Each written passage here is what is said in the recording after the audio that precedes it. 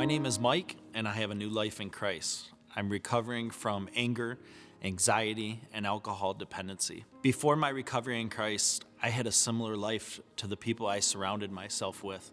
And when you do that, it's very easy to get yourself thinking that all is good and that I'm living my best life. I actually believe that life was all about just trying to find little bits of happiness. I dragged myself out of bed every single morning, knowing that my day was going to be filled with a roller coaster of just anger and anxiety and rage and depression and fear of failure. And my famous words were, if it is to be, it's up to me. The way I chose to manufacture any kind of happiness was through drinking. I would drink when I had a rough day, and I would drink even more when I was celebrating a good day. To me, that was okay.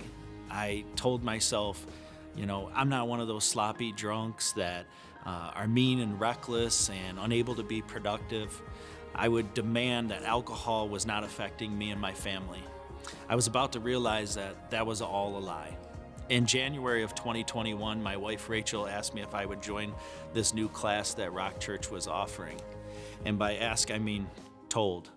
And I find it funny that all my life I've told God no, and this time he decided to get serious and dared me to tell my wife no. That very first night, I confirmed what I already knew.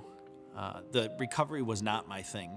In fact, I was so sure when they handed out the 100+ struggles, common struggles, I was able to look at it and not circle any of them, not even alcohol dependency. After the third week, I told Rachel, you know what, this just isn't for me. And she looked at me and said, look, I understand, but will you just go one more time? That week, I was sitting in a small group, and God suddenly showed me that the time was now. It was time for me to now walk a path with Him, and that it wasn't just for my salvation, it was to try to bring others along with us.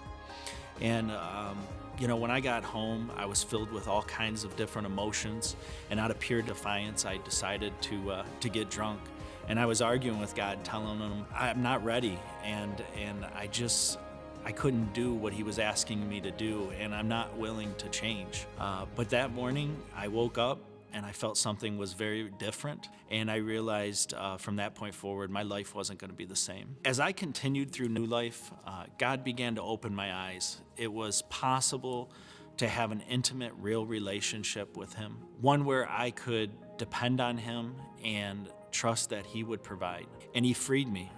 The pressure from being a husband and a father, the anxiety of finances and failure, the temptation of alcohol and lust, the tension of politics and the world, I gave it all to God. He did as He promised, and He delivered.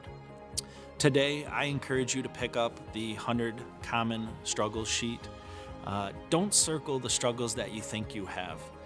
It's too easy for the enemy to deceive you and to tell yourself, you know what, I don't have any of those problems.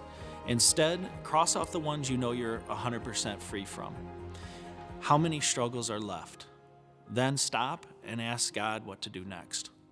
My name is Mike, and I have a new life in Christ. I'm recovering from anger, anxiety, and alcohol dependency.